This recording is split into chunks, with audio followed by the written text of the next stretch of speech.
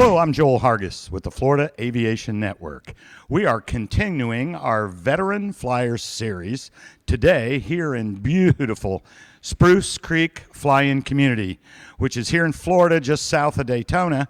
And today, as my guest, I have Jim Cianci. Correct. Did I do that okay? Yes, sir, you did. All right. And you like to go by JJ. Yes, sir. So, Jim, you've got a lot of fun things to talk about. So, Jim, let's just start with what got you interested in aviation. Well, as a teenager, I grew up north of Tampa, Florida, and continually watched airplanes land in MacDill and Tampa International, and just thought that would be the magic thing to do. It would be exciting and different than working for a company or just being on the ground somewhere doing something else. Yeah, and you are at that age group that you were probably going to go to Vietnam one way or another, weren't you? Yeah, that's true. And I went to University of South Florida for 3.5 years, started at Florida. But getting close to graduation, the Army had already, because of the draft, had arranged for a pre-induction physical for me and flew me up to Jacksonville. And I was destined to go in the Army, but I took the Air Force and the Navy tests when the recruiters came to South Florida and passed both of them, but decided to go in the Navy. And why I went in the Navy, I thought landing off aircraft carriers would be major excitement, so yeah. That's what I did. That's to say the least, folks. Landing on carriers. I've interviewed some Navy pilots, and one of my first questions, and I'm jumping ahead here a little bit, but so how many traps do you have? It's approximation of about 385. 385. Most carrier pilots know that number pretty darn close, right? And so let me ask you if you can, and most of them don't know this, but how many day traps, how many night traps? It's probably 2/3 day, 1/3 night. Although on my second cruise flying A7s, we had 3 carriers out there flying 8-hour shifts, and we flew a lot of nighttime. I made what they call night centurion, which means I had 100 night traps on the Coral Sea. Wow. And so I go back to one of the last guys I talked to. I said, after you get a couple hundred day traps, does that come routine? Well, somewhat. During the day, it wasn't whether you were going to get aboard or not. Whether you were going to fly what they call a perfect approach, right? And what they without a lot of comments from the landing signal officer. So now, did night traps ever become commonplace? I'd have to say no. It's just so tedious and takes so much attention to detail, and it's just dark, and you fly a completely different approach. It's not a VFR approach, a circling approach. You fly an approach that starts out on the azimuth off the ship, a certain amount of miles at a certain altitude, and you get what they call a pushover time. And everybody's pushover time that's stacked up is 3 minutes apart. So you have to fly a very disciplined approach. You got to push over on time. You've got to hold the right altitudes, get down where you're supposed to be, and dirty up the airplane, gears and flaps, and slow down. Because if you mess up the pattern, you're either going to get there too early, and the guy in front of you is going to be in the wires. Deck, right? Or if you get there late, the guy behind you may have to go around. So it takes a lot of discipline, a lot of concentration, and you don't stop concentrating until you walk away from the airplane. Because once you trap, you got to follow the people on the ground and get out of the landing areas and chain down and off the aircraft carrier deck. So I think probably night traps on a carrier may be the hardest thing in aviation, almost period bar none. One of the last guys, he said he'd land, get him pushed over out of the way, and he'd look down and his legs would be shaking, and he would say to himself, "I cheated death once again." Yeah, accurate. That's pretty much the how you feel. So, but we did a lot of it, and I guess it got routine, but it never got easy. So yeah, well, like I say, particularly at night. So where'd you go to learn to fly? Well, I graduated from University of South Florida in August of '67, and immediately went to Pensacola for Aviation Officers Candidate School, and there finished up right before Christmas, and went home and saw my firstborn 2 weeks after she was born. Wow. And after New Year's, went back to Pensacola for about 5 weeks of ground school in things like weather and power plants, and just learning about all the facets of aviation. Started flying in February of '68 at Softly Field, flying T-34s, which Softly Field is the main field for starting aviation in the Navy. And March 28th, I soloed in T-34. Right. And then from there, you take 3 different paths. You either go jets, props, or helicopters. And to go jets, you had to have sufficient grades, and you had to volunteer because you were going to carrier. And I volunteered. So from there, I went to Meridian, Mississippi, and flew T2s, T2As, and T2Bs. First jet, straight wing jet, and primary training, and finished up that in the early fall. Back to Pensacola for air-to-air gunnery and carrier quals, and we got to see the ship for the first time in a T2B, which is a twin engine. So a T2, help me here a little bit. Yeah. I'm probably more familiar with Air Force trainers. A T2, what would that be equivalent to in the Air Force, if anything? I'm not really sure what the Air Force basic trainer was. A T-33, yeah, T-33. that's right. Yeah. Okay. But it was a pretty well forgiving airplane. Had straight wing on it, and made for training. It's a tandem airplane. Normally, the instructor sat in the back, and you sat in the front. And before we went out to the ship, though, we got in flights of 4, and went to an outlining field and did field carrier landing practice, which is they have a carrier deck painted on the runway, and a mirror system, just like on the ship. Right. And you did several sessions of that until your instructor was competent that you could go out to the ship and get qualified. Right. And then we all flew out to the ship, and let me stop you. Yeah. How hard was that? Like your very first time practicing, obviously on the ground, not on a ship. How hard was that initially to pick up? Well, we got a lot of thorough briefs on it beforehand, but your first event out there, you weren't very good. You over control the airplane, start too high or too low. You gotta be on speed.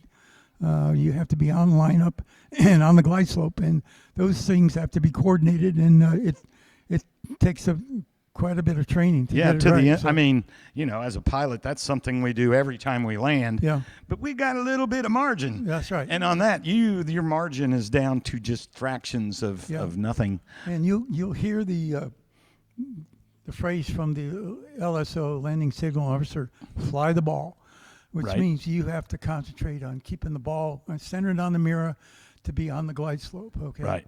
And so it's the same way on the field. We went out into the Gulf of Mexico. The USS Lexington was a training ship. Okay. And we went out there, and we got hot seated, which means that first guy in the airplane got his 7 catapults and traps probably in less than 40 minutes. Really? And then they take you Wow. off take you off the landing area, chain the airplane down, and they change pilots. Don't shut the engines down.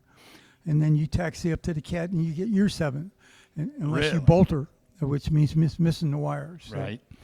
But luckily, I didn't bolter, and I got 7 out of the way real quick. So, Nice. but, Wow. That's exciting. So you got qualled. You're flying an A4? No, well, I was flying the T2 then. Well, right. And then, so how did you transition? Because you went into an A4, did you not? Well, from there, we went to Kingsville, Texas for Okay. Advanced Training Command. And back then, they were flying a really antique airplane called an F9 Cougar. And it was a made-over straight-wing fighter from the Korean War. And they were really old. And the single-seaters in the Korea were made into tandem airplanes, front to back, and made trainers. And so I went through the whole Advanced Training Command curriculum, and the last part of it is going out to the carrier again and getting your traps in the F9. From there, you get when you finish the curriculum or close to it, you fill out your dream sheet, which says what 3 airplanes you want to fly. The dream sheet. I've Yeah. never heard it referred to that Yeah. way. And then Your wish list, your dream sheet. I got called into the CO's office, and he said, "You're getting plowed back to Meridian, Mississippi as an instructor." Oh. And I was Fighter pilots hate that. devastated. So, Hate it. They hate it. And one of the reasons I hate it is that when someone else is flying the airplane, I'm prone to get airsick. Oh. So, but I got over that real quick. But a couple of weeks later, I get called back in again and said, "Your orders are changed. You're going to go to a West Coast squadron in Lemoore, California, flying A4s." And I was so happy you wouldn't believe it. So we moved from Kingsville, Texas, my wife and I and little girl, and moved out to Lemoore, California, and joined VA 94, the Mighty Shrikes, and a couple months later we were ready to deploy to Vietnam. So Wow. and So you deployed to Vietnam on what ship? on the Bonhoeffer Shard out of San Diego, North Island, and we steamed out of there and spent 7 months in the Gulf of Tonkin. So, and when you Yankee say Station. you steamed out of there, so everybody understands, that's before aircraft carriers were nuclear. Oh yeah, no, it was It's not steam. a nuclear carrier. Yeah, it is a conventional carrier, carrier. A lot of people don't know it. It uses the same. They only have one source of fuel on the aircraft carrier, and it's the same fuel for the airplanes. It's the diesel fuel called JP5, and the aircraft carrier engines ran on that too. No kidding. Yeah, and and it was an old carrier. Air conditioning didn't work well. It was a very small deck. It wasn't very comfortable, but it was fun. So we had a great squadron. And You enjoyed the carrier duty? yeah, it got long in the tooth, but you were glad when you were steaming home. But Yeah, it was, I bet. it was exciting. We were busy, unless we were standing down. We were busy every day, either flying day or night. So, and So, and for people that may not know, an A4A stands for attack. It's Exactly. attack aircraft. It's Right. not made as a, air-to-air combat fighter. It's made to drop bombs mainly, right? yeah, it's an air-to-ground airplane. Air-to-ground airplane. There you go. And we had fighters that flew cover for us, and there were F-8 Crusaders on my first cruise. Second cruise, there were F-4s when I was flying A-7s. But we were air-to-ground, and the A-4 had been around for lots of years, and it was destined to go out within the next 2, being replaced by the A-7. And it was completely Didn't you tell manual. me that was a completely manual airplane? Completely manual airplane. You know, and, old school. Yeah, it had a iron sight. There was no HUD. computer delivery. No heads-up HUDs, display. Yeah, No, well, it had an auto throttle, but no one used it because it didn't work very well. So, so it was all manual. So, but I mean, you got proficient of dropping iron bombs. We worked with forward air controllers in South Vietnam. My first cruise exclusively. That was before they started going up north. And my second cruise of flying A7s, we made a lot of what they call coordinated airstrikes on point targets like POL storage areas, truck parks next to the Chi-Com ships, and stuff like that. But first cruise is working with going to a designated area, working with a forward air controller who put smoke down on a target, and Right. we'd bomb it. So, Would you pretty good at that? yeah, we got pretty good, and we got a bomb damage assessment from the forward air controller, and knew if we hit the target or not. So you're really kind of supporting frontline troops doing that, That's right? right, I mean, you're saving their butts in some cases. yeah, and it got tedious sometimes because the troops sometimes are very close. Right. So Yeah. they That's were trying to hit the Vietnamese on the ground, the Viet Cong, or the whoever was they were fighting at the minute. So So let me ask you. You know, any idea how many sorties you ran in Vietnam between those two cruises? that's a good question. I've got about I have 17 air medals, and Wow. that's about to get an air medal. I can't remember exactly. I think it was 10 or 12 flights to get an air medal, and so I had like 170 something combat missions. So That's awesome. my math isn't real good. So but let me ask you: is there one or two of those missions, sorties, that stand out to you? Like, oh, I'll never forget this day. You got one of those? down south, we had some flights get hit. I never got hit, but the small arms fire and there's a lot of karst ridges where they had machine gun up on the ridges shooting at the airplanes, and we took a lot of hits. And it got kind of exciting on my first cruise. On the second cruise, we saw a lot of surface air missiles going into North Vietnam. Right. And with these coordinated airstrikes, they're called alpha strikes. You get 4 groups of 4 airplanes from 4 squadrons, and with air coverage from the fighters and strike birds, which have bombs or missiles on them that home in on the radar of the SAM sites. And you go into a pointed target, and that got very exciting. We had several people shot down, and my roommate got shot down by a surface air missile, and my CO got shot down. And Did either of them survive? Yep, we got him back, and my ops officer got shot down by surface air missiles. So it was really exciting on the second cruise. Wow, JJ. So we lost 19 pilots out of no, I'm sorry. We lost 29 pilots out of the air wing in my second cruise. Wow. JJ, that's incredible, man. Thanks for your service on that. That's crazy.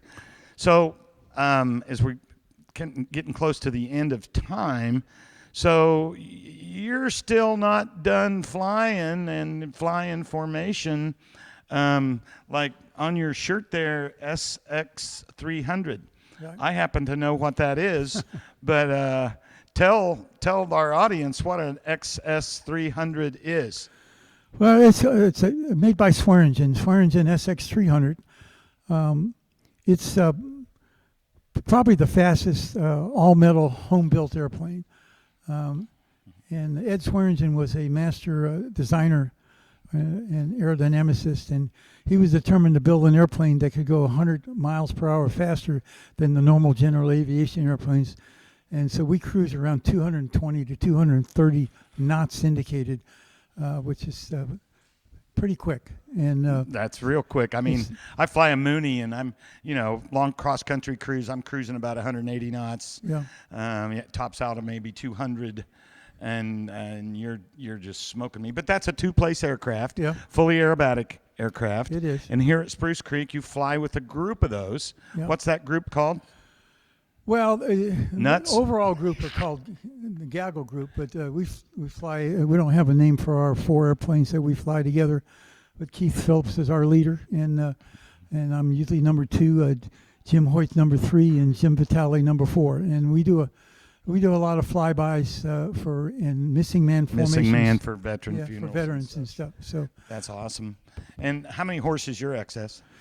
it's an IO SX. 540 300 horse, but it's been overhauled and with a little bigger cylinders and more compression. It's about 330 horsepower.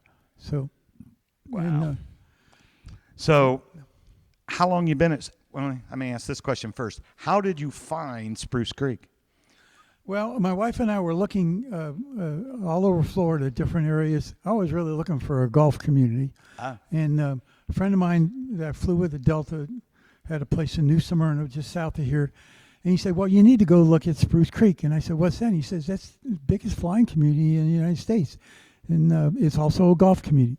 So we came over here. We couldn't get in because you got to be talking to a realtor, and we weren't members. Oh, right. Yeah, you mean you couldn't even just, you can't just go through the gate. Yeah, it's a here. gated community. You got to know somebody. Yeah, we got a realtor that came out and showed us around, and we really liked it. We came back one more time, and there was a couple hangar homes for sale. A hangar home has a hangar either adjacent to it or built into the design of the house. Yep. And we found one we liked and the price we wanted, and put a contract down on it and bought it. And my wife says, well, why do we need a hangar home? I said, because we're going to buy an airplane. So How'd she that didn't- go? Yeah, well, it's a long story, but You're here, I guess. Yeah, and I'm still married. So Oh, that's fantastic. So how long you been here?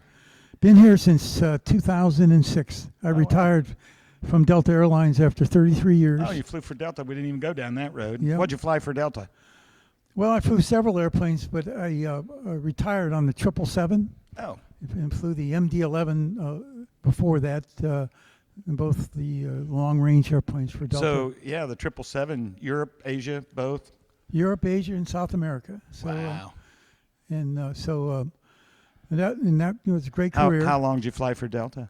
33 years. Wow. So, Wow. and I flew in the reserves, the Navy reserves, my first 5 years out of Dobbins Air Force Base, NAS Atlanta. And What'd you fly then? well, they had A4s, and Okay. then they got A7s. So Okay. I flew those for 5 more years, and that was great. So I wish I'd have stayed longer. So Well, JJ, man, what a storied career. And wow. I mean, golly, how many flight hours do you have? close to 20,000. I don't know exactly the number. So I don't keep a logbook anymore. Who's going to look at the logbook? But so I've got about, Between the two, I think you got probably 20 pretty easy. yeah. That's a long time, folks. I mean, do the math. That is a long time to be in the cockpit. JJ, any advice for maybe younger people thinking about flying, or even Well, older people thinking about getting their pilot's license? Well, I used Words to have of a lot. advice from Yeah. a true veteran. We used to have a lot of kids come up in the cockpit, either on takeoff or before takeoff or landing, and look at the cockpit and everything. And I always used to tell them, I said, "Listen, when you grow up, go to school and become a pilot, and then you never have to go to work. All you have to do is go fly airplanes." That is great advice. That is great advice, JJ. Well, thanks for taking some time out on this beautiful Sunday to see us. Well, it's my pleasure. My pleasure, sir. So I am Joel Hargis with the Florida Aviation Network in beautiful Spruce Creek, Florida. Stay tuned. We got more shows coming.